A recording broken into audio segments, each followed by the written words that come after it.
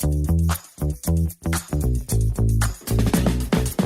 listening to Owning the Buy Box, an IP Secure podcast. This is the podcast for agencies, brands, and aggregators who want to master Amazon, push out unauthorized competition, and take their business to the next level.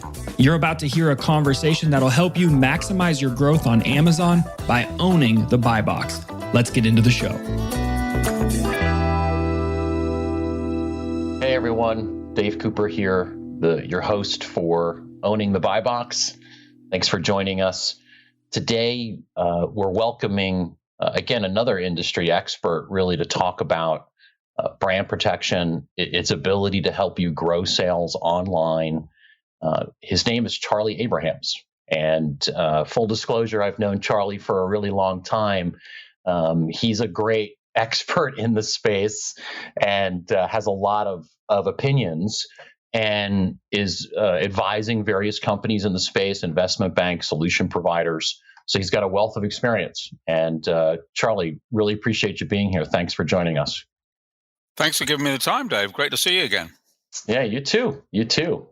And so, a big part of what we talk about on the show is, can you harness brand protection in one form or another and really deploy it as a business solution, rather than purely a risk mitigation strategy. And I know over the last many years, you've had the opportunity to work with brands, solution providers, be a big part of the space. So maybe before we jump into that, do you want to tell us a little bit about those experiences, kind of where you come from, and then you can give us your thoughts on that? Yeah, well, like yourself, I mean, we were both involved in online brand protection before there was any online brand protection almost. That's in right. The sort of mid-2000s. I mean, this was a new term. And I always remember thinking back to in my first year in the industry, I went to a conference in Milan where many of the significant luxury brands were speaking about their issues with counterfeits. Because counterfeits were still an issue, been an issue for hundreds of years, but they were really talking about physical sale of counterfeits. So raiding markets, stopping trucks full of, fake handbags and shoes and stuff coming into countries. So very much focused on the physical. And what was funny was, this was 2007.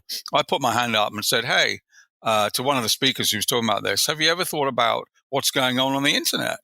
And they sort of looked at me quizzically and said, why would we care about the internet? People go in our shops because they want the experience of buying from Versace or Gucci or whoever it was who was speaking. I can't remember exactly. But, how times have changed, because probably within 3 or 4 years of that, the CEOs of those companies were Googling their own brand name and seeing that, shock horror, there were a bunch of stuff out there on the internet that was infringing their brands. People were getting really confused about what was there. And, you and I have both seen this develop over the years. And I think one of the things that is really interesting is that, if you take 2007 or 2005 to 2022, brand protection has sort of evolved from being something that was the doyen of the legal department, going and dealing with infringements, be they online or be they physical, or intellectual property breaches, to something that really affects business and commerce. And I also remember my niece, funny enough, was head of online for Estee Lauder quite early when I joined Mark Monitor. I think it was like late 2008, 2009. And she said to me, Uncle Charlie, she used to call me Uncle Charlie, nobody really cares about the online bit. I'm responsible for like 1% of the revenue. 5 years later, that was close to 20% of the revenue. And suddenly, Estee Lauder worked closely with us. I remember that very well in helping them mitigate their brand protection problems, because suddenly, their online platform became very central to their business goals. And so, as I say, the CEOs of these companies, I remember a guy we dealt with at Louis Vuitton saying, I get a call from the CEO when he Googles Louis Vuitton and finds some fake site in the top 3 on the search listings, because he's really, really angry. And I have to deal with that instantly and try and get rid of the visibility of that site. So as I say, it's moved from being something that was very much in the purview of the legal department to something where e-commerce people, marketing people, business people really, really care about this stuff. And, that's been an evolution. and helping people, something that you and I have both been involved in over the years, is trying to help people measure the impact of that, which is sometimes incredibly difficult. But we've both spent a lot of time on that over the years, and there's methodologies that were developed within our company that have been rolled out, and we've both talked about over time. Yeah, it always surprised me, that if you were walking down a street in London and saw a retail store open up that was called, Louis Vuitton handbags, we got them, and and started just blatantly selling them to anyone who walked in the door. You would send a whole SWAT team of police and lawyers down there to shut them down. And that's a store that may only get, couple dozen people a day walk through it. But an Amazon product listing or an online storefront, which could get millions and millions of people daily, they kind of just shrug. Well, I think that's changed. I mean, I don't think they shrug anymore, but certainly in that era, there just wasn't the understanding that these kind of products were going to be so, $10,000 watches, handbags, stuff of that sort of value was going to be transacted on the internet. I don't think people had any visibility of that. And certainly, I used to go to there's a UK trade body called the Anti-Counterfeiting Group, and I used to go to their meetings, which was sort of every quarter, and they very much talked about raiding physical markets. So it was all, Canal Street in New York or whatever the equivalent was, Petticoat Lane in London, where they saw the problem as being. And they also talked about educating customs people to stop, lorry loads of this stuff entering the country. But of course, that evolved to be a situation where, lorry loads of stuff still does get moved around, but it's the millions and billions probably of little packages that are stuff that's been sold on eBay or Amazon or the multitude of other platforms are out there that are really what are causing the problem for rights owners. And therefore, it's impossible. You can't stop those lorries from entering the country because it's a handful of counterfeit merchandise amongst a million other packages. So it's just a whole different problem, and you have to think of a way of dealing with it. But it does add up to real dollars going out the door from the rights owner's point of view. So it's important, much more important now than it was in 2007.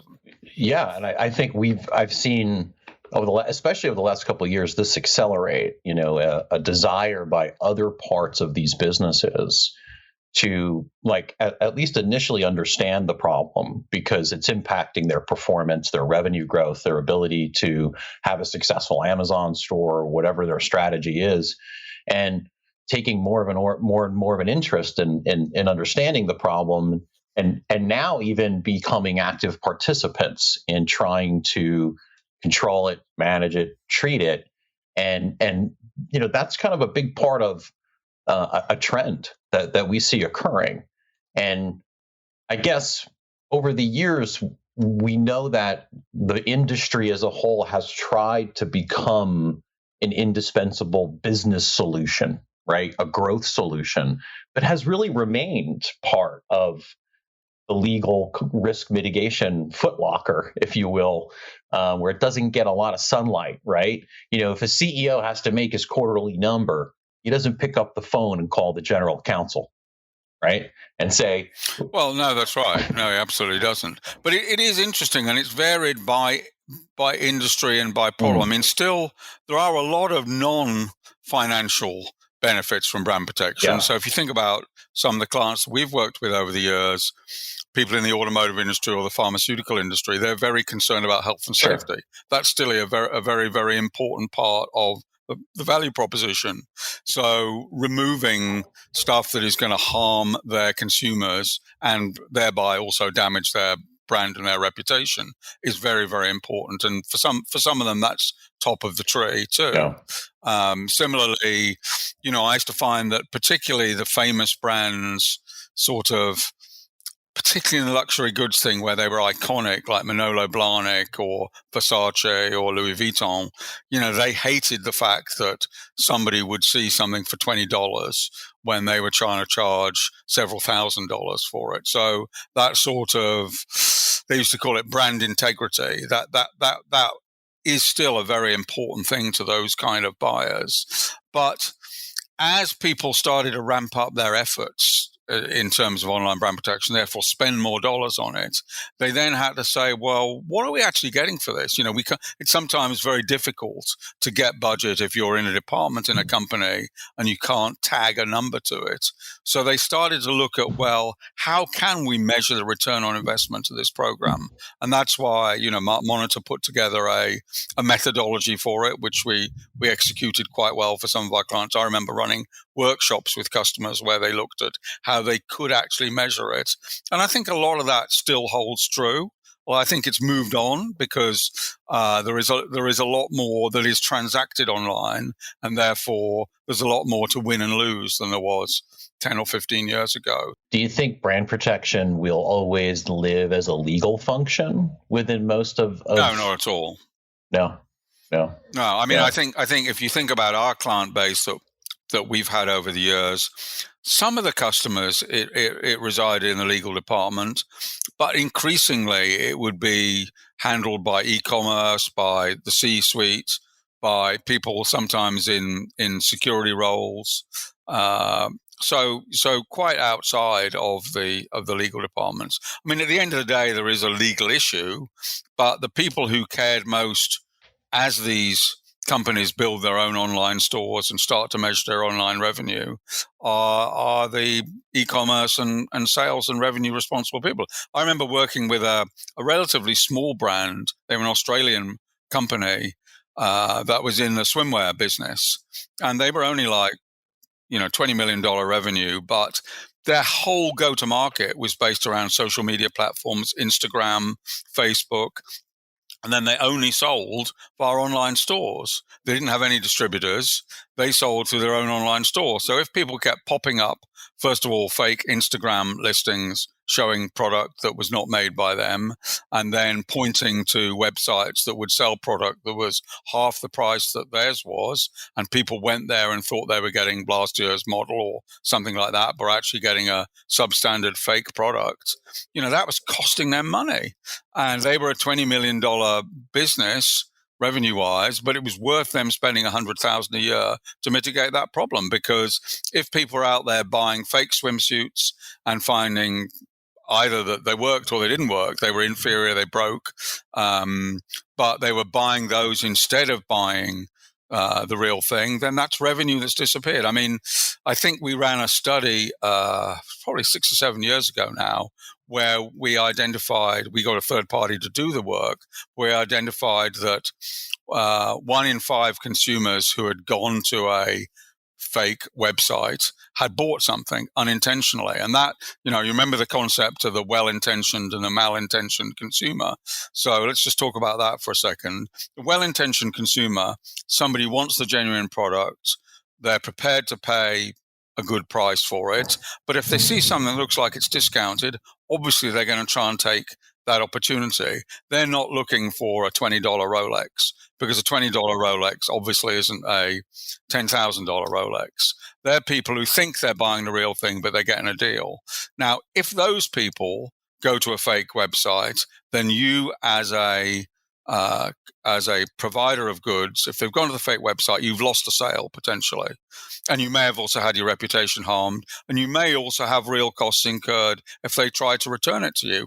We had customers in many industries who would say, about 50% of our returns aren't our product. We had a company in the hairstyling products, and that was electronics. They would fail. They'd sometimes burn people's hairs. There was a little bit of a health and safety issue there.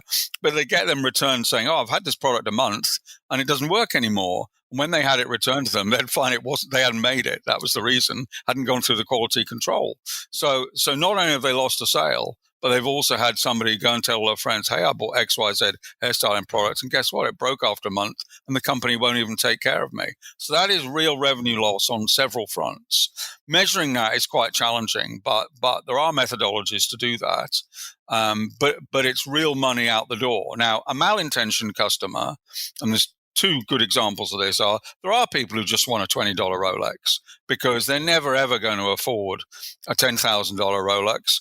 and they don't care that it looks like a piece of junk, but it just says Rolex on it. They're typically younger people, or there's a reason that there's a market for $10 Rolexes. There is a market for $20 Rolexes. Yeah, and the guys who buy them on the street in Canal Street or Bangkok or wherever they happen to be, they don't think they're buying the real thing. So that person you're never going to convert. And when you look at digital piracy, which was another part of the business that I found very interesting, there are people who are willing to pay $20 a month to whoever it is to get to see Premiership football. But there are also people who will never pay that, who don't want to pay $15 to download a movie and watch it. And they will search until the ends of the earth to try and find a bootleg copy of it on the internet. So they'll dig 20 pages deep on Google or look at Reddit for links to pirated content.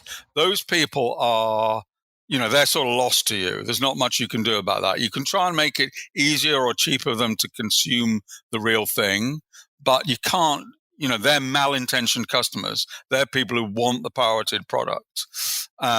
Very, very good example, actually, of this whole story is our good friends Adobe, who were a real thought leader in the space. Richard Atkinson, who we both know extremely well, and now retired from that business, doing his own thing. But, Richard led this concept of, and it's particularly true if you think about a desktop product like Adobe was, because you buy it instantly. And the story that Richard tells, and he spoke at conferences, so this is public domain stuff, was that, there's lots of ways they could increase their revenue. But when they looked at it, they found that in the United States, before they started the program, for every genuine copy of Adobe desktop product that was being bought, 15 illicit ones were being bought. And therefore they felt if they could convert some proportion of those 15 illicit ones into genuine revenue, they would be adding significantly to the turnover of Adobe USA. So they set off down a very, very successful program, very detailed program, where they would look at any particular search terms. If you searched in a particular geography for Adobe whatever product, and they would look at the proportion of the listings you got that were genuine product and the proportion of the listings that were cracked product or illicit product. And that was how they measured their success, because they felt that the chances of the well-intentioned consumer, that was a term that Richard kind of introduced us to, I think, actually, the chances of the well-intentioned consumer buying a genuine product were proportionate to that first couple of pages of a Google search, basically. And they looked at each of those regions within the search engines. They cleaned it, and they returned millions, tens of millions of dollars to Adobe's bottom line. And they positioned themselves, and they were regarded within Adobe as a profit center. They weren't a cost center. They were generating real revenue. And that's because in the case of desktop software, it's very immediate. Customer goes online, they see the product, they typically, most people don't want a product that's going to break. They want the product that's going to work when they're working with desktop software. They're well-intentioned consumers. But if they don't get the opportunity, or their opportunity to buy the genuine product is blurred by 10 times as many listings for cracked product, then they're going to make a mistake most of the time. If you look at what you guys are doing with Amazon, it's very, that sort of is very much along those lines, because the consumer goes to an Amazon listing and they're presented with many alternatives places where they can buy it. If there's one selling a genuine product and 15 selling grey market or illicit product, then the chances are the consumer's going to buy one of those other ones, and that's a revenue loss to the rights owner. So so that is a very direct example of revenue loss and the opportunity to recover revenue.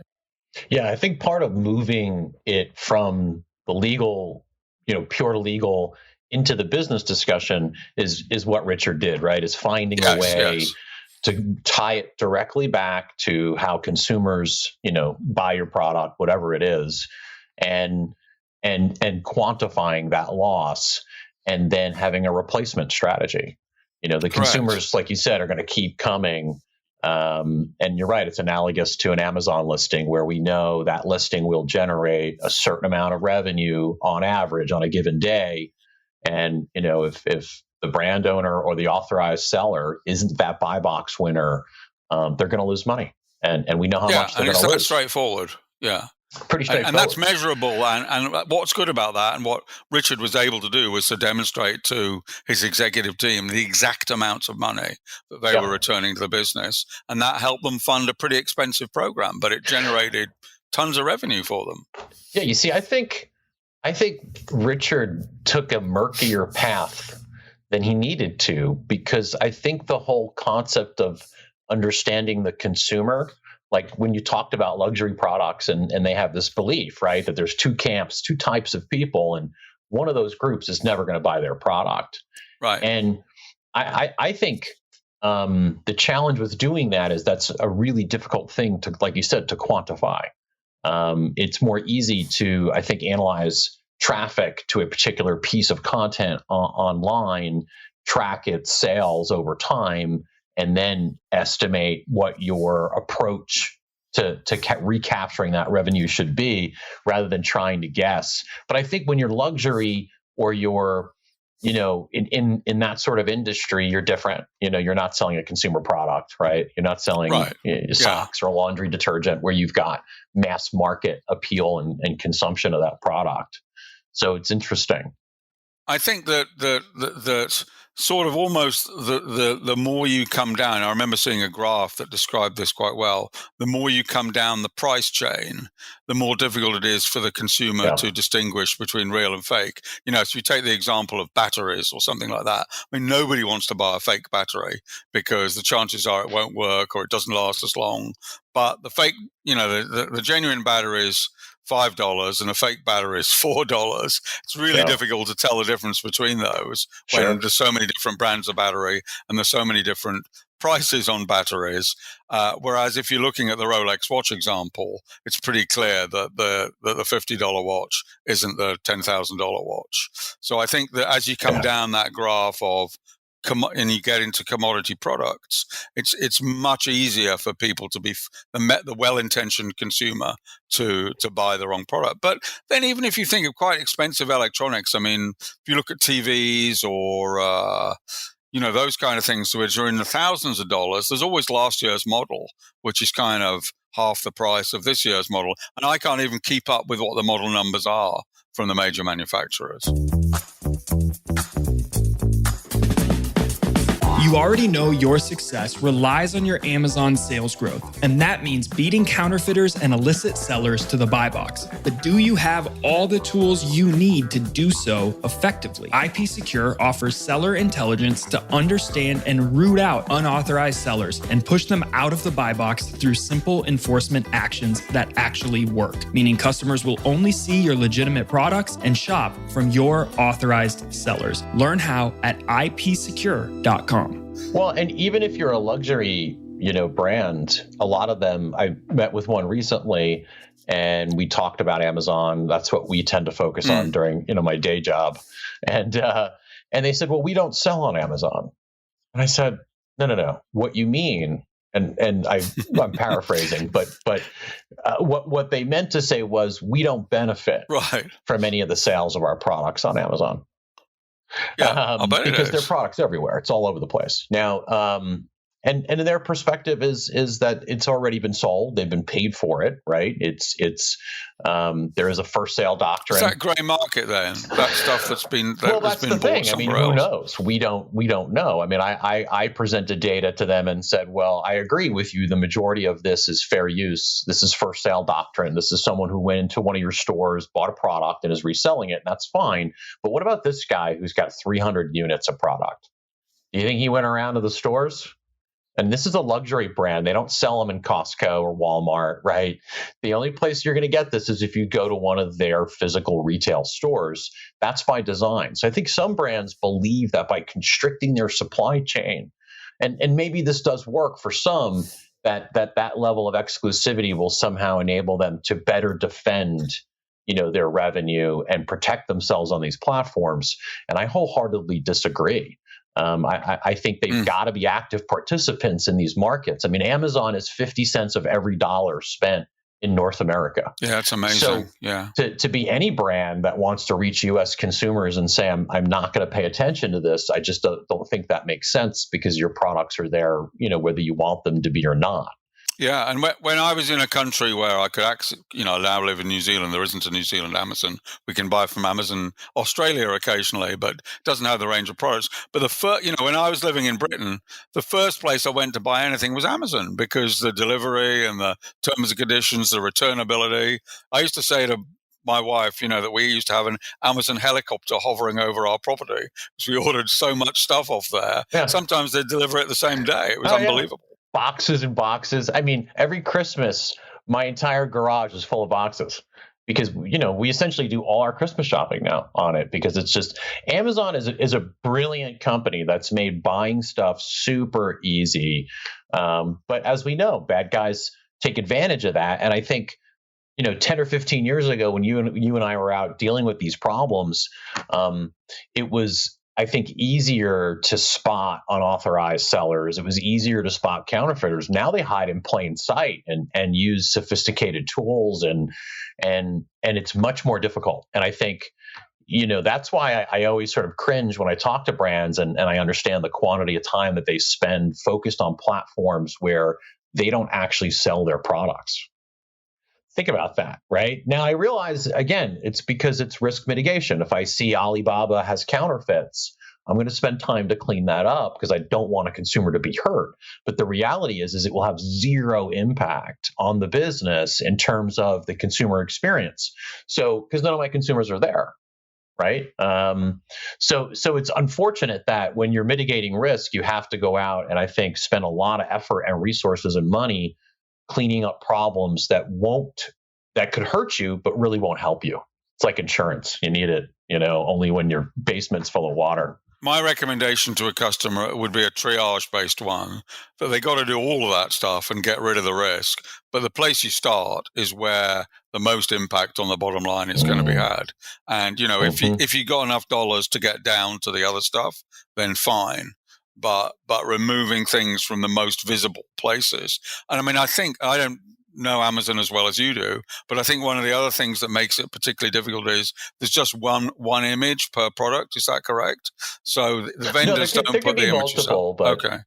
Well, no, there's multiple, but you're right. There's one main image, and then there's others all the places you can buy it underneath it. Yeah. So it's not like on eBay where each seller has to post their own images, and therefore you can use image matching to sort out. That's right. That's why for years, right, Amazon was the third rail of brand protection, because you couldn't solve it, and times have changed. But you couldn't, because you're right. The content is shared across many sellers. Walmart's the same. Walmart takes a similar approach. Many sellers, one listing, one sort of set of content. eBay, Alibaba, the rest of them are, as you said, right, one listing, one seller. It makes it a lot easier to go out and do enforcement and do takedowns. But again, who cares? Nobody's going to eBay to buy your brand new pair of sneakers. No, that's right. That's not where they're going. No. So you need to figure out a way to do, the platforms that matter for your business. Otherwise, you're going to lose, quite a bit of money. What do you think about? I mean, one of the things that's always amazed me too is the brand protection space as a whole. And there's a lot of vendors in the space, and a lot of them, I think, are very focused on, like you said, revenue recapturing, and a lot of them are focused on, how many platforms that they cover. And when you talk to brand owners about how they view these solutions, you get a lot of similar, sort of comments. I mean, what are your thoughts on the space from a solution provider perspective? Do you think it's expanding? Is it changing? I mean, certainly without, going into specifics. Sure. I mean, I think in our era, we saw it expand a lot. So lots of new companies entered the space and grew to kind of relatively medium-sized revenues, $5 to $20 million per annum revenues. But then actually the last 2 or 3 years, there's been an enormous amount of consolidation. So most of those companies that entered the space, they never really had any I don't know if they even had an objective of turning a profit, but they never really had much chance of turning a profit because they were selling at very low rates, and they were only typically solving a small part of the problem for the rights owner. But what they succeeded in doing was building themselves a customer base and building themselves a name in the industry. And then, along came a consolidation process. I mean, one of the vendors changed ownership about 3 years ago, and they have gone on a massive acquisition sort of run. So I think they've bought 5 of the other vendors. And so actually it's a somewhat more consolidated set of what I'd call generalist vendors. So there's generalist vendors and the specialist vendors. So there's generalist vendors who'll say, we'll clean the internet for you, or we'll do we'll do everything from fraud protection to anti-piracy to channel compliance to social media, we'll do the whole suite for you, and they do it generally in a sort of okay way, but not a brilliant way. So they're trying to be everything to everybody. They have largely consolidated, in my opinion. There's a bunch of newer vendors, which, includes yourselves, who are specializing on one sector. So they're saying, well, we're not going to try and do everything for everybody. We're going to try and do this thing really well. So you guys do that for Amazon. I've worked with a company that does that for eBay. There are other firms out there that do stuff in the digital piracy space. So that I think there are different sorts of companies emerging in this space, because the truth of the matter, and I was talking to a prospective investor in the space last night as part of my sort of my day job, my night job, if you want to call it that, where they were saying, well, if we want to invest in this space, what are the likely returns? And I said, you're probably never going to make a profit. But there is a business there. It's a revenue business, which is very difficult to do it extremely well. And the reason for that is that every day there's a new platform. So we'd have customers who would say, well, you've done a great job for us on Alibaba and eBay or whoever, but we've just discovered this platform in Vietnam, and we've got a ton of our stuff that's up for sale on there. Please, can you go and deal with that? And the reality is that the span of the internet is growing so fast. TikTok in the last couple of years has become a major place for stuff to happen. There's just thousands of platforms. And if you try and cover the whole breadth of that, technologically, it's very difficult to do that. It's very expensive to do that. And that's why the generalist providers, in my opinion, can never solve the problem. They can at best ameliorate it a little bit, and they'll struggle to turn a profit because it's very difficult to build the technology that's going to crawl all those places and have all those automated enforcement processes. So from what I've seen, the trend that I've noticed over the last handful of years is that companies are more likely saying, we're going to be really, really good at this particular thing, and we think we can help you dramatically in that area. And I've also noticed that the big players, the Louis Vuittons, the J&Js, the Adobes of this world, are increasingly using multiple vendors because they've come to the conclusion that the generalists can't hack it at the volumes that they need on the span that they need. So they'll pick a company to do one particular thing, and then they'll pick a different company to do a different thing. And, when I've spoken to the guys I know in those companies, they're definitely pursuing that diversification strategy a little bit more now than they were 10 years ago. Because I think 10 years ago, it was a narrower field of vision. That makes sense. There was a narrower field of vision, and it was more likely that a Mark Monitor or a NetNames or whoever could handle all of it. But these days, that's just not the case. Yeah, I mean, I'm not really sure how you could be great, right, covering something like, a platform in the UK one day and the next day doing China or, a country where you've got language and currency differences and, how you resolve problems. Well, we try to do that. Yeah. We'd have teams in those countries. But to your point, it took us, a decade or two to get there and a tremendous amount of investment. I mean, you're tens of millions of dollars invested in our tech, in our people, in our training. Yeah. and it took a long time for us to do that. And so I think your point is well made, which is, scale is key if you're going to if you want to compete in that generalist market, because otherwise you're gonna have a real challenge making money. And the span is only growing. As I say, there's a new platform every day. Yeah. And the other thing that, when people talk about, we're going to clean the internet. I mean, the reality is that the guy who's got a warehouse full of Louis Vuitton handbags, when you shut down his eBay listing, he doesn't go and set fire to them. He just puts them somewhere else.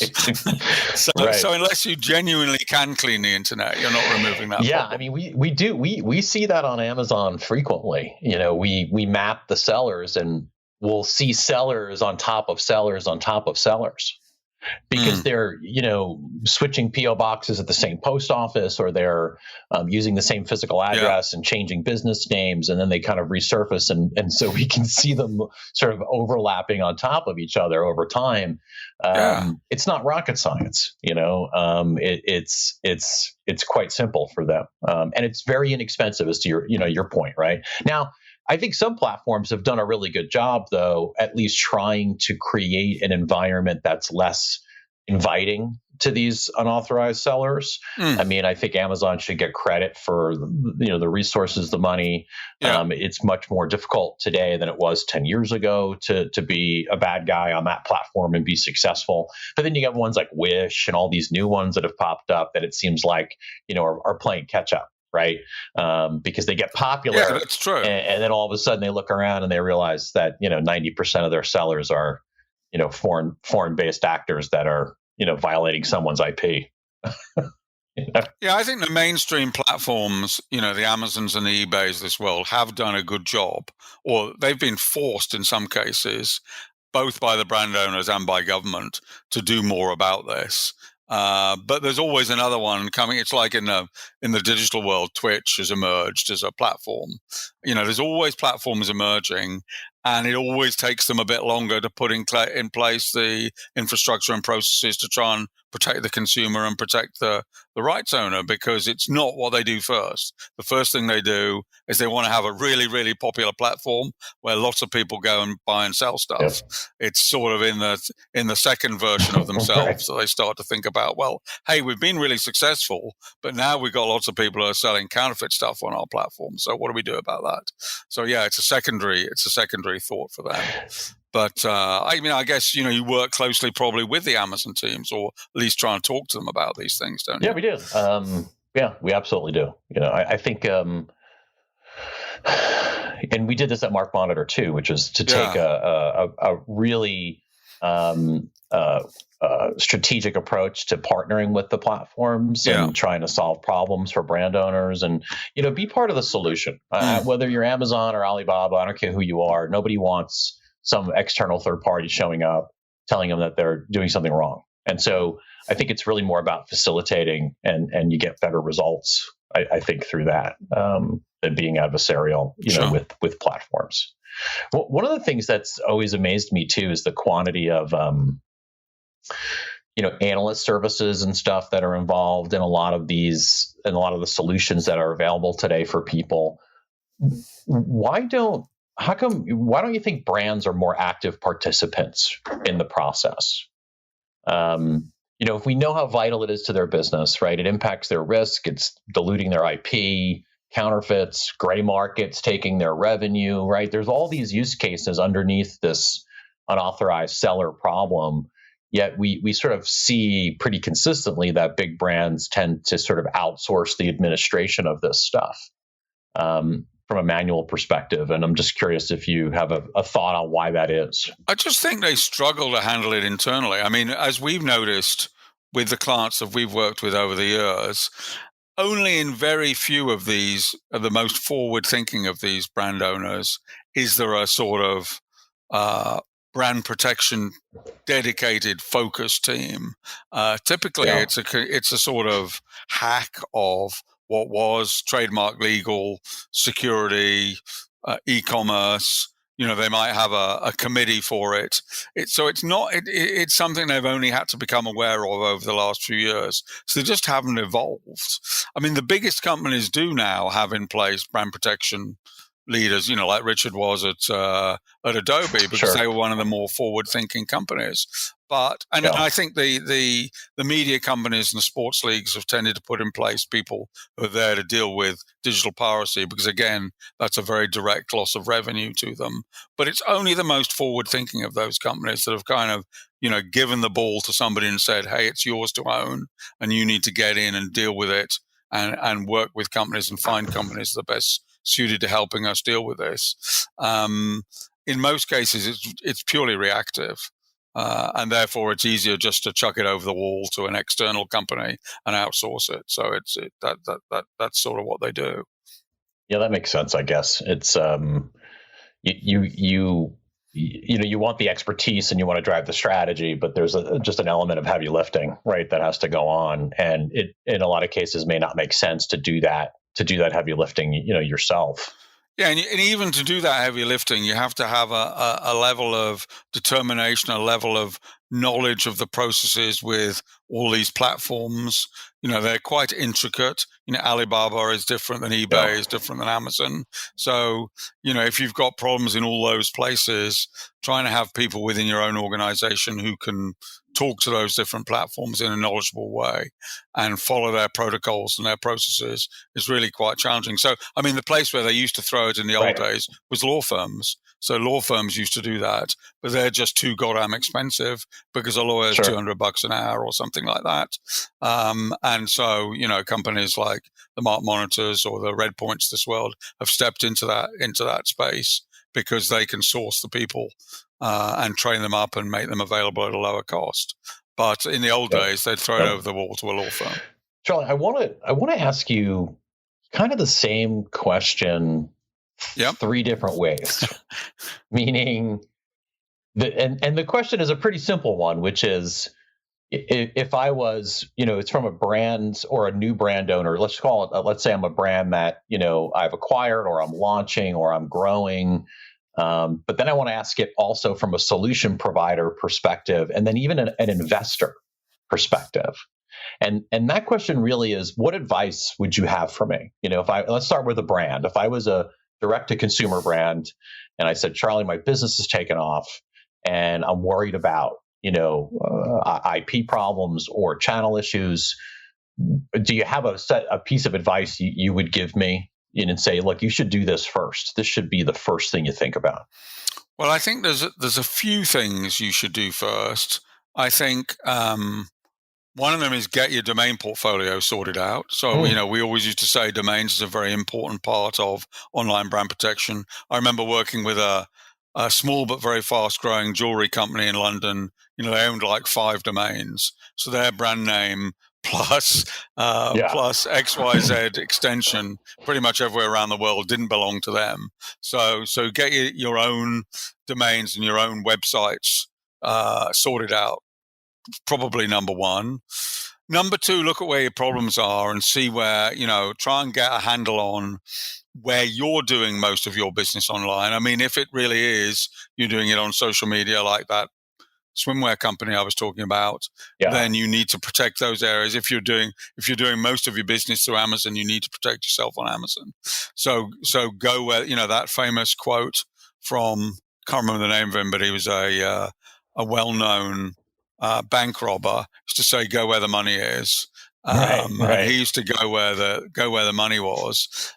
So work out where your revenue stream, your digital revenue stream is, and go and protect that first.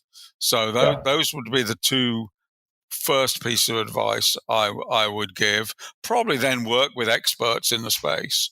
Find companies that have done this for other significant rights owners and work with them, because find real experts in each of the places that matter to you, because that's really what's important. And there's lots of imposters out there. So those would probably be the 3 things I would say. I mean, the domains thing is sort of off to the side, but it's surprising how many trademarks and domains. I mean, I just noticed it was very heavily publicized that Manolo Blahnik, which is the iconic shoe company that was always made its name through Sex and the City. So they all bought Manolo Blahnik shoes. And Manolo were a client of ours, and I met Manolo himself. And he was horrified at the amount of stuff that was going on the internet. But they only just got their trademark reassigned to them in China. They never had their trademark in China because, 15, 20 years ago when they founded the business, they weren't interested in Asia. Some other organization or individual went and got the trademark, and they literally in the last couple of months got that trademark back. And that made it very difficult for us to enforce on their behalf on Alibaba or any of the Asian marketplaces because they weren't even the trademark owner. So get your IP rights, domains, trademarks, that stuff sorted out. That's the sort of keystone to being able to work with you guys on Amazon or somebody else on eBay. Because if you haven't got your domains and trademarks sorted out, then that's a big weakness. They literally just got it back. I remember years ago getting a phone call from a woman who started a small business. She invented a cell phone case that had lights on it or something, some sort of unique capability. And it was on a reality show, the Kardashian reality show. So one of the people on the show used the cell phone case. The next day, she got $5 million worth of orders on Amazon for the cell phone case. That was Tuesday. By Wednesday, half her business was gone to counterfeiters in China. Yeah. And she's on the phone with me explaining this to me. And I said, yeah, we can help. This is what we do, right? We can help with this problem. What do your IP rights look like? And she said, well, we don't have any. Classic. Yeah. I said, so you have a cell phone case with lights on it. You have no trademarks, no patents, no intellectual property to speak of. You should just pack it up, sell the business, fold it up, and go home, because you don't have anything that you can defend, right? You need a defensible space if you're gonna protect these areas of that are critical to your business. So now, same question, I think, from a solution provider perspective. If someone you knew came to you and said, "I'm starting a solution, brand protection company," Charlie, what would be the one piece of advice you think you'd have for that person? Don't do it. Well, I've said that to some of the investors. I think looking at it this time round compared with when our days, in the early 2000s, I think I would definitely say now, don't try and be everything to everybody. I think pick your area of expertise and really, really focus on it. Pick 2 or 3 areas that you think you can make a difference for clients with. Hopefully areas where you can actually impact their revenue as well as reducing their risk, and really focus on it and become brilliant at that, become best in class at that, rather than trying to boil the ocean or clean the internet or whatever metaphor you want to use. So I think that would be the number one thing I would say. And as I say, when I talk to these investors about XYZ company and they're in the cleaning the internet business, I say, you're never going to make a profit, because it's just so expensive and so difficult. So go into it with your eyes open. You might be able to sell it to another private equity firm in 5 years' time because you've improved the numbers some way, but you're never going to make a profit is what I would tell them. Focus. Now, and that makes sense, right? Be instead of being the jack of all trades and the master of none, right? Go out and kind of really dominate in one particular area. That's a critical area. I couldn't agree with you more on that. When you do talk to investors, are you bullish on this space? Do you think that there are? If you were an investor running, some sort of hedge fund or venture capital firm or private equity firm, and had an opportunity to acquire one of these businesses or invest in one of them, would the criteria be the same, which is, stay away from those big jack of all trades kind of ones and look for something that's a little bit more narrow and focused? Yeah, I'd be very, very cautious about the clean the internet type businesses. Yeah. I think that's an almost impossible challenge. But, Core Search changed hands 2 years ago in that space exactly. And I think I never found out what they were sold for, but for a significant amount of money. And basically, they've rolled up a bunch of other clean the internet companies, and they now own a significant amount of market share. I have no idea whether they're making money or not. But it's an incredibly, but they have other ancillary businesses, because when you look at it from an investor's perspective, what you see is very appetizing, right? You see these pain points, right? That a solution provider can solve. By the way, problems that continue to get larger. They've never shrank, right? Exactly. They've never gone the other way. It's never happened. We've never significantly reduced the growth of counterfeiting on a global basis, and it doesn't look like we ever will. So from an investor standpoint, you look at that and you say, man, this could be huge. This could be massive. Yeah, the problem is massive. And the challenge is that on a grand scale, you can't clean the internet. You literally can't clean the internet. That's why I wrote an article called about digital piracy, which said, is the juice worth the squeeze? So, I've got clients or ex-clients out there who spend millions of dollars on anti-piracy services, but it's still as easy as anything to watch Premiership football or Champions League soccer on a pirated platform if you try hard enough. So in spite of all the money they're spending, it's still out there. So why the hell bother? Why not just pack up your tent and say, there's lots of reasons why they do, and I know why they do. But the truth is that you can't cure the problem. Right. What you can do is fix certain pain points and fix certain areas. And if that generates revenue for you, or if that gives you a positive return on investment, it's definitely worth as a brand owner doing that. Sure. But as I say, you'll never clean the internet. The guy with the garage full of Louis Vuitton handbags, he's never going to set fire to them. He's always going to try and sell them somewhere else, basically. And you don't solve it, right? It's like a disease. You treat the symptoms and you try to manage it and contain it, but you don't eliminate it, unfortunately. No, that's exactly right. Charlie, look, that's really great. I really appreciate the feedback. I think this is kind of all the time that we have for today, but that's a pleasure. Your insight has been, as always, really helpful, insightful. I would encourage any brands or companies, solution providers in the space, if you have questions and you are interested in learning about it, I think Charlie is a fantastic resource. And thank you. Yeah, it's always great to talk about. I love the topic. He's very accessible on LinkedIn. He's all over. He might live in New Zealand, but he does surface once in a while and do business-like activities. So, Charlie, thanks so much for the time. We really appreciate it. That's a pleasure. Thank you, Dave. Been fun. We look forward to talking to you again really soon in the future. You've been listening to Owning the Buy Box, a show from IP Secure. Never miss an episode by subscribing to the show in your favorite podcast player. Please give us a rating, leave a comment, and share episodes that you love. That helps us keep delivering you the tools you need to sharpen your competitive edge and ensure your authorized sellers always own the buy box. We'll see you next time.